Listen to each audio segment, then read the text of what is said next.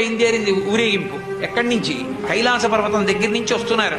గవాక్షంలో నిలబడింది మేనకాదేవి నారదుడితో కలిసి.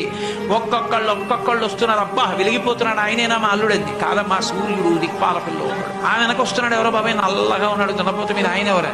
మీ అల్లుడు కాదు, బెంగ పెట్టుకోడు, యమధర్మరాజు గారు. ఆ వెనకాతల అబ్బా చల్లగా ఎంత బాగున్నాడో, ఎవరు? చంద్రుడు, మీ అల్లుడు కాదు. ఈయనెవరోనయ్యో చాలా అందంగా ఉన్నాడు, ఎర్రగా ఉన్నాడు, కాంతులీనుతున్నాడు, బ్రహ్మగారు. మీ అల్లుడి దగ్గర పురోహితుడమ్మా, పెళ్లి చేయడానికి వచ్చే బ్రహ్మగారు ఆయన మీ అల్లుడు కాదు. ఓ అలాగా, ఇతనెవరో నీలమేఘశ్యాముడు, చాలా అందంగా ఉన్నాడు, శాంతాకారం భుజగచైనం పద్మనాభం సురేశం. అమ్మా, ఆయనకి మీ అల్లుడికి భేదం చెప్పకూడదు, కానీ ప్రస్తుతం మీ అల్లుడు కాడు. ఆయన వెళ్ళిపోయాడు, ప్రదోష వేళ అయిపోయింది. రాడు వెడుతూనే ఉంది ఊరేగింపు. వస్తున్నారు మగపెళ్లి వారు. అలా ఆఖరికి ఒక ఆయన వచ్చాడు.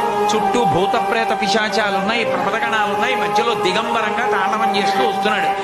అడగలేదు మేనకాదేవి ఆయన అల్లుడా అని. నారదుడే చెప్పాడు, ఆయనే మీ అల్లుడమ్మా అని మెట్లు దిగి వెళ్ళిపోయాడు.